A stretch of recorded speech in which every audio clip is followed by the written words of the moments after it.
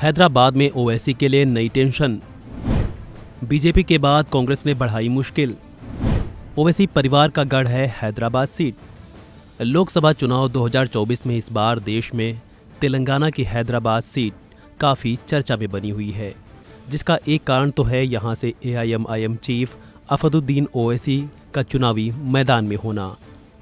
तो वहीं दूसरी ओर बीजेपी ने यहां माधवी लता को ओवैसी के खिलाफ उतारा है।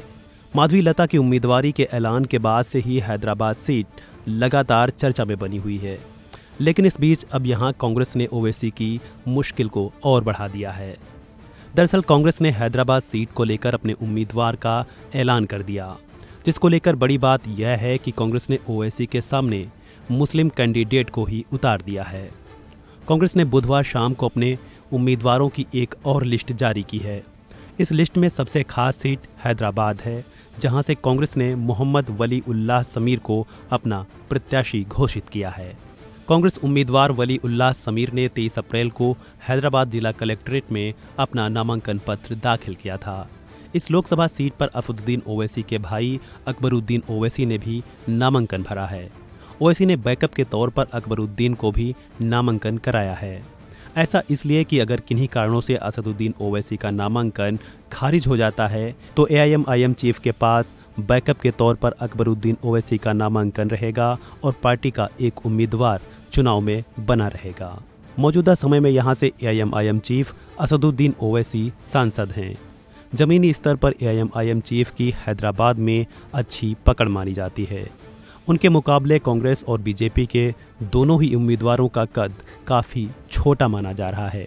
हैदराबाद एआईएमआईएम का गढ़ माना जाता है, जहां 1984 से ओवैसी परिवार का कब्जा है।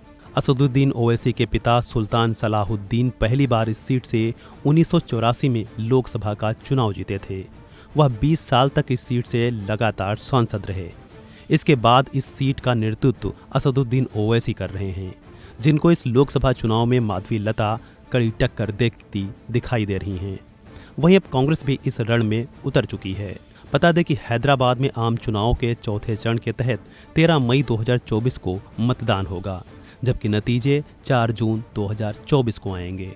इस बार यहां त्रिकोणीय मुकाबला हो गया है, जिसके चलते कहा जा रहा है कि इस बार यहां चुनाव में दिलचस्प मुकाबला देखने को मिल सकता है।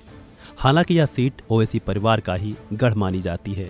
ओवैसी को यहां से बेदखल करना कांग्रेस और बीजेपी के लिए इतना आसान नहीं रहने वाला है। बहरहाल देखना होगा 4 जून को आने वाले नतीजे किसके पक्ष में जाते हैं।